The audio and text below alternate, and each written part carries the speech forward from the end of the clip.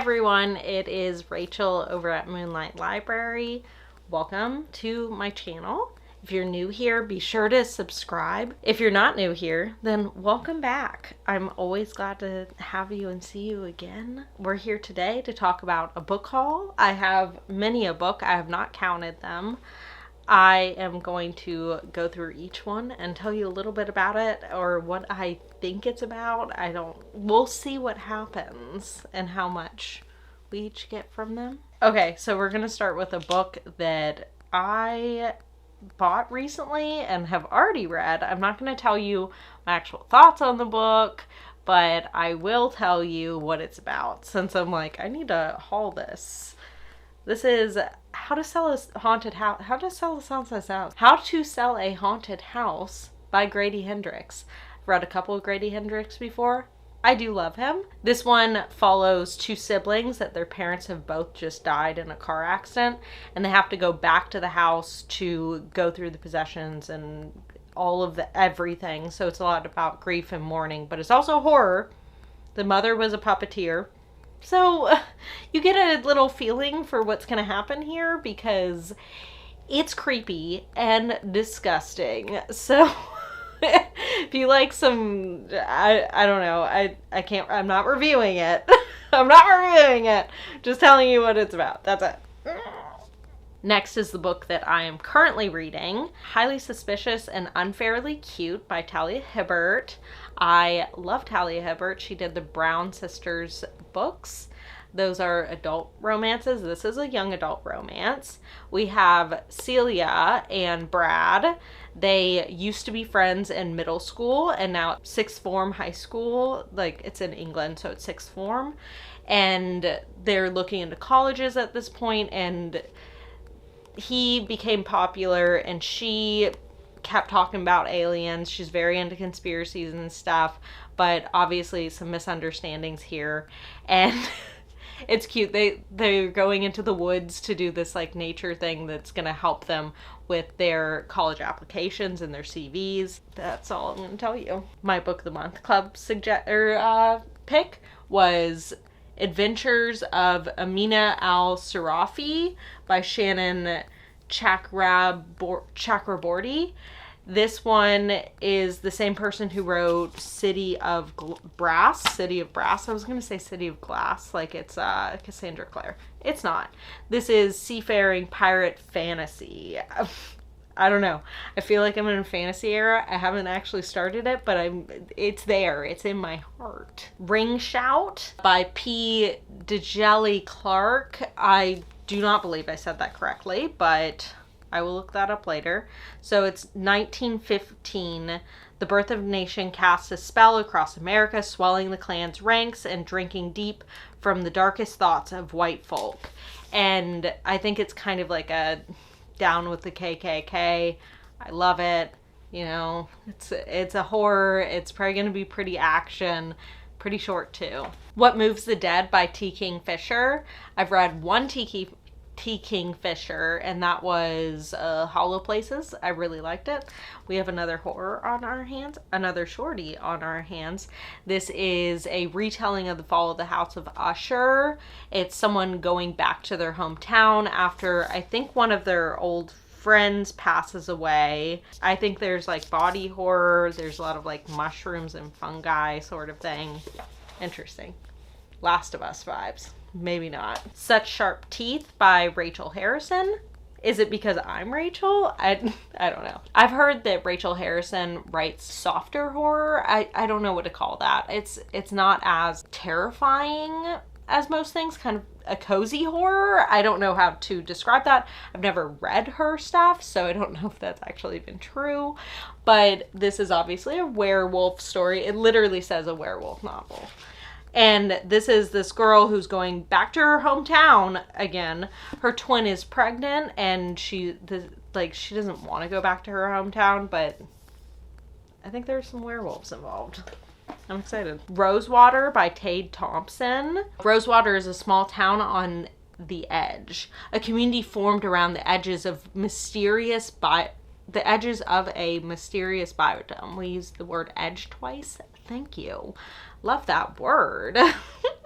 Its residents comprise the hopeful, the hungry, and the helpless. People eager for a glimpse inside the dome or a taste of its rumored healing powers. I think this is semi-dystopian, maybe like sci-fi-esque. I'm actually not quite sure. Oh, it's a part of a trilogy too. I did not know that. Very interesting. I am excited. Have I said interesting enough? I feel like obviously I'm interested in all of these books. I left the stickers on like all of them, so I'll be peeling them off. Persephone Station.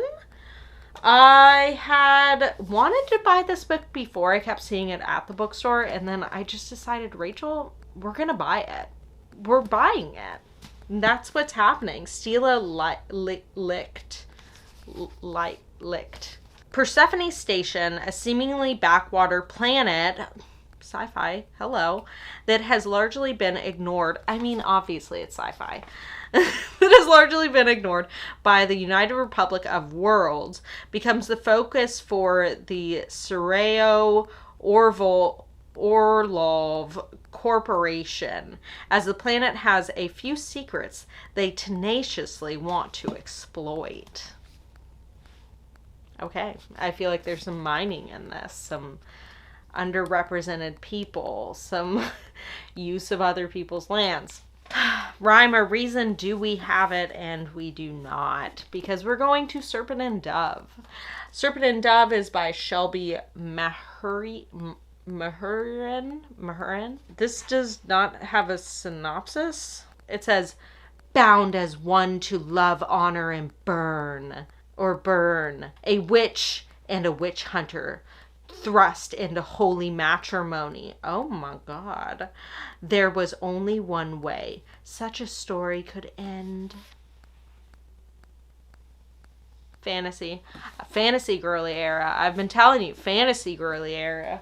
If you've been on this channel, I've been saying I feel this way, but I haven't started.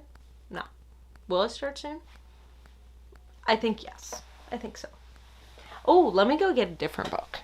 So one of my friends recommended me this book because I've been telling her I want to read some fantasy and some like romantasy or something.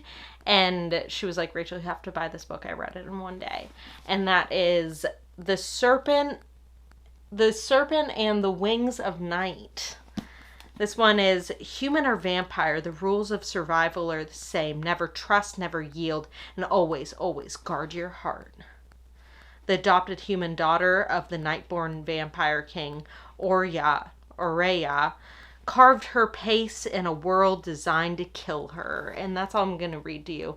So, vampires, fantasy world. So, I actually just read House of Hunger, and I really enjoyed it. So I went ahead and bought The Year of the Witching by Alexis Henderson. I'm so excited. I don't know what it's about, but I just knew that I was like, I loved House of Hunger so much that I might as well buy this one. A young woman living in a rigid, puritanical society discovers dark powers within herself in this stunning feminist fantasy debut. I'm excited about it. I really enjoyed the other one. Oh, we should do books that I've already read that I bought. Oh my God, there's no rhyme or reason. Every Heart a Doorway by Sean Ann McGuire. I wanted to buy this one. I've read it twice, but I want to reread it. That sounds craziness. But I want to reread it because I want to finish the entire series. I've only read the first 3, and they're on book like 7 or 8. So I wanted to buy it. I didn't own it, and I was like, Rachel, you need to buy this one. It's Portal Fantasy, and it's really good, and it's kind of dark and weird and spooky. The next one is The Cruel Prince. I was always a Holly Black fan. As a kid, I read Tithe, and it was one of my favorite books in the entire world. I read The Cruel Prince a couple years ago, but never finished the series, and I enjoyed this one.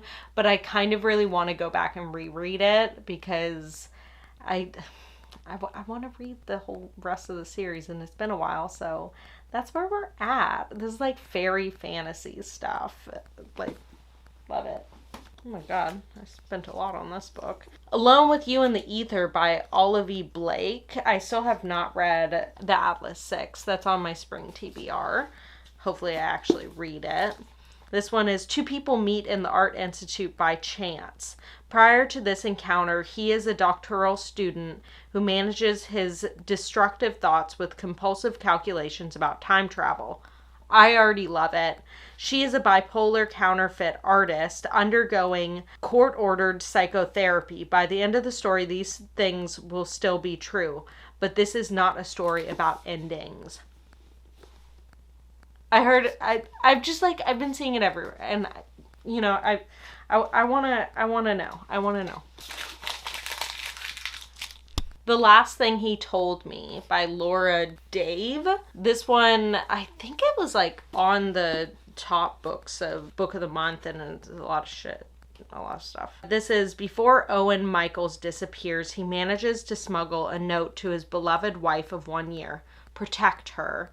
Despite her confusion and fear, Hannah Hall knows exactly to whom the note refers. Their 16-year-old daughter, Bailey. Bailey, who lost her mother tragically as a child. Oh my god. I like thriller mysteries sometimes. So recently I've been watching all the Oscar nominees. All the noms for Best Picture, and I haven't seen this one yet, but I was intrigued because it's also a book, and that is Women Talking.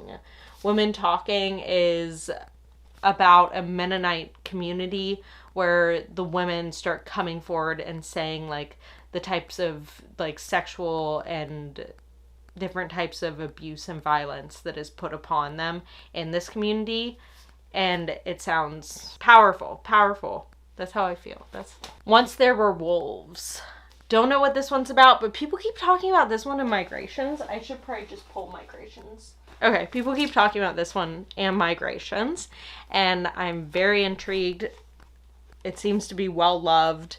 I'm going to read you both of these first. Once There Were Wolves. When N.T. Flynn arrives in the Southern Highlands, Scottish Highlands, with a team of biologists to reintroduce 14 gray wolves, she hopes to heal not only the dying landscape, but her traumatized twin sister too. Next up, Migrations.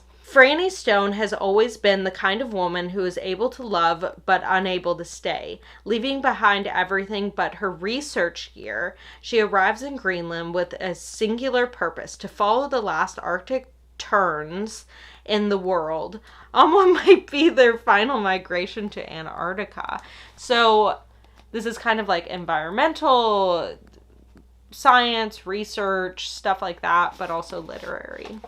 If We Were Villains by M.L. Roy. Enter the players. There were 7 of us then, 7 bright young things with wide, precious futures ahead of us. Until that year, we saw no farther than the books in front of our faces. So this is like a dark academia sort of story, and I don't know. Sounds nice. Probably read in the fall. Dark academia fall. It just makes sense to me, even though I'm saying that I'm not supposed to do that. Not supposed to be like, this is only a fall book, therefore I can only read it in fall. Or the winter. Stop it. I bought Throne of Glass by Sarah J. Maas. I don't know. I thought it'd be fun. I want to get into a really long fantasy series. Like, that is something I really want to do. I just want to become invested in something over a long period of time, because I really don't feel like that's something I do very often. Riot Baby by Tochi Onyebuchi. This one is Ella has a thing. She sees a classmate grow up to become a caring nurse, a neighbor's son murdered in a drive-by shooting, things that haven't happened yet. This is like sci-fi weird book, I think. Yeah. Sounds really good. I don't know. Maybe I should have put these into different sections, because I'm just over here spitballing at you. I'm like, here's another one. Here's another one. No genre attached. But, you know, that's how we're doing it today. Widower Mukesh lives a quiet life in West London, where he shops every Wednesday, goes to temple, and worries about his granddaughter Priya, who hides in her room all day reading. Alicia is a bright but anxious teenager working at a local library when she discovers a forgotten slip of paper in the back of To Kill a Mockingbird. It contains a list of novels she's never heard of before. Intrigued, she decides to read every book on the list. As each story gives up its magic, the books transport Alicia away from the painful reality she's facing at home. So I feel like this ends up, these two things probably intersect or something. Some literary fiction. I haven't read any contemporary literary fiction this year. I've read 25 books. Nothing. So, at some point. Another literary fiction, On Earth We Were Briefly Gorgeous by Ocean Vuong. I always hear that the way that Ocean Vuong writes is almost poetic, and he is a poet as well, so that's something to know. This book is a letter from a son to a mother who cannot read.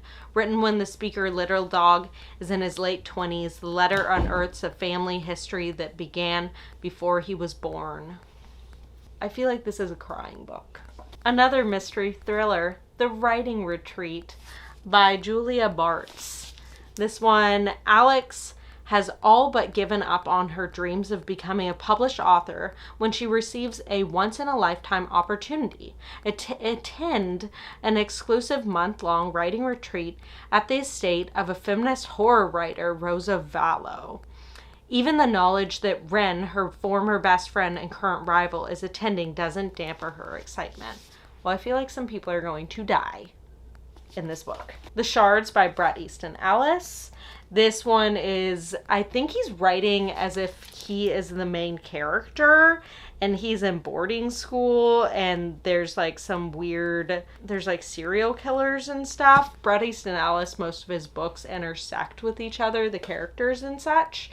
Like American Psycho, Rules of Attraction, Less Than Zero, all of that. So I'm pretty intrigued to see what he does with this one.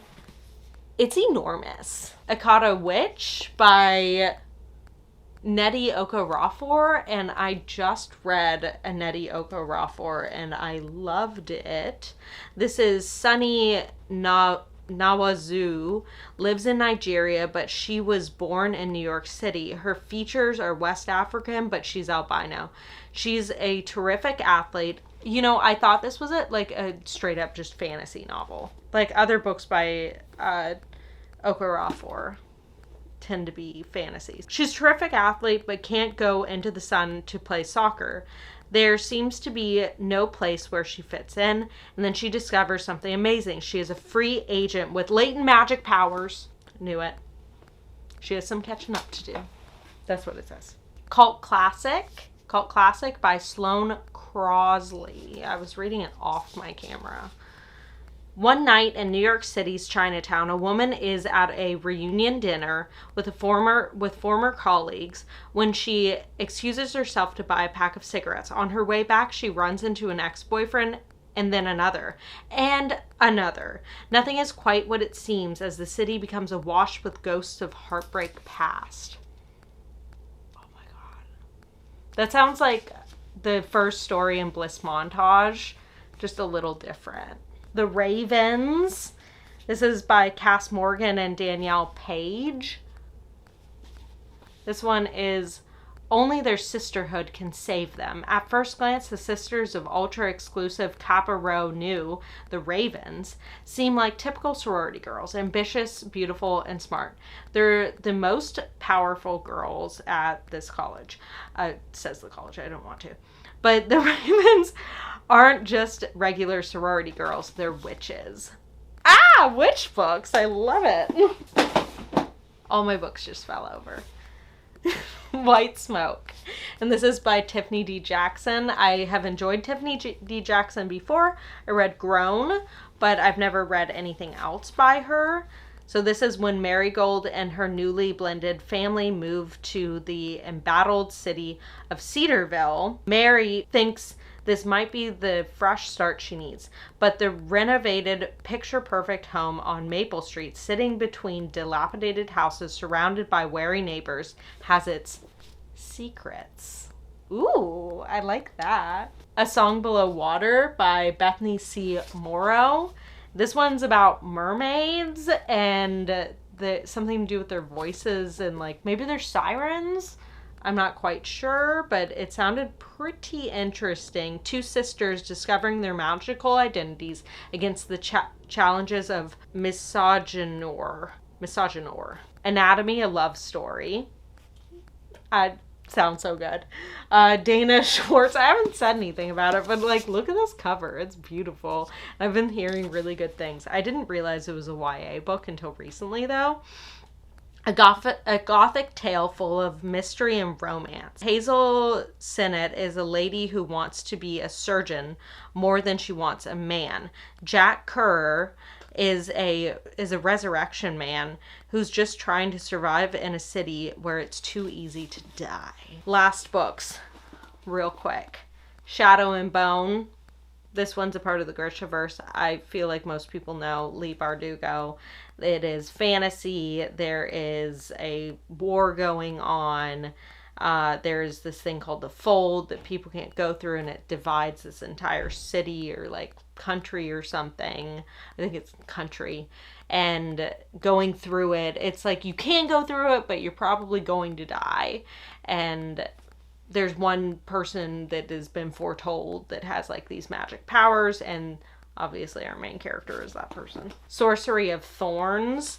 This is another fantasy book, and this is an Amazon... Oh, no, that's an Amazon Best Book of the Year. I'm not saying that. All sorcerers are evil. Elizabeth has known that as long as she has known anything. Raised as a foundling in one of Ostermer's great libraries, Elizabeth has grown up among magical grimoires that rattle beneath chains. Libraries, magic, wonderful. Last book is Tell the Wolves I'm Home by Carol Rivka Brunt. I am reading this for my book club soon. This is 1987. We have this girl who isn't close with anyone except for this man who's her uncle, but the uncle passes away, and then she starts to learn some things about him. Don't know what that's going to be. Okay, actually 2 more books left. Cursed Bunny. This is by Bora Chung. This one's a weird short story collection, and one of them has a bunny in it, I guess. And it's supposedly very strange, maybe like horror speculative sort of thing. The last one is This Poison Heart. This Poison Heart. This Poison Heart. And this one is this girl who is like doing plant magic and stuff, which sounds pretty interesting. She ends up at her family's house. I think it's like her aunt or something passes away, and she ends up, yeah, her aunt dies, and she ends up deciding to work on her powers of like plant power. Yeah, so I'm pretty excited about that one. Okay, that's it. That's it. All the books have fallen everywhere. I want to thank you for sticking with me and going through all these books with me. Let me know if you read any of them. Let me know which ones I should maybe prioritize, because there's so many. I am very excited to read them soon and tell you what I think. So thanks for hanging out. Bye.